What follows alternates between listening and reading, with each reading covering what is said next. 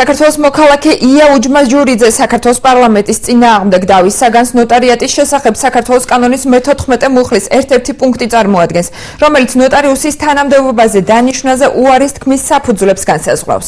კანონში არსებული პუნქტის თანახმად ნოტარიუსი ვერ გახდება პირი, თუ ის საჯარო სამსახურიდან დისციპლინური გადაცდომის ჩადენის, კანონის უხეში ან არაერთ გზის დარღვევის გამო გათავისუფლდა. მოსარჩელი მხარე აღნიშნულ პუნქტს დისკრიმინაციულად მიიჩნევს და მის გაუქმებას მოითხოვს. როგორც მოსარჩელი აცხადებს, მას ნოტარიატის გამოცდები გავლილი აქვს, თუმცა სადაო პუნქტი მის ნოტარიუსად მუშაობას უშლის ხელს. საკონსტიტუციო სასამართლოში დღეს საქმის არსებითი განხილვა გაიმართა. მუხლის პირველი პუნქტის დექვე პუნქტის შესაბამისი ნაწილი, რომლის მიხედვითაც ნოტარიუსი თანამდებობაზე პირი არ დაინიშნება ნოტარიუსად, თუ იგი გათავისუფლებულია საჯარო სამსახურიდან დისციპლინური გადაცდომის ჩადენის გამო.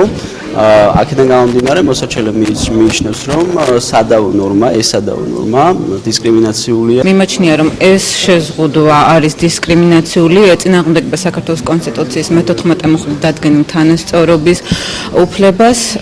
ვფიქრობ, რომ ჩემი სარჩელი არის სათანადო დასაბუთებული. ეს ნორმა მე პირადად შემეხება თუ მე მოვიდომებ ნოტარიუსად გამწესებასთან, რა თქმა უნდა, ასეთი სურვილი გამაჩნია და ეს ნორმა ჩემთვის იქნება დისკრიმინაციული და არასამართლიანად შემზღუდველი.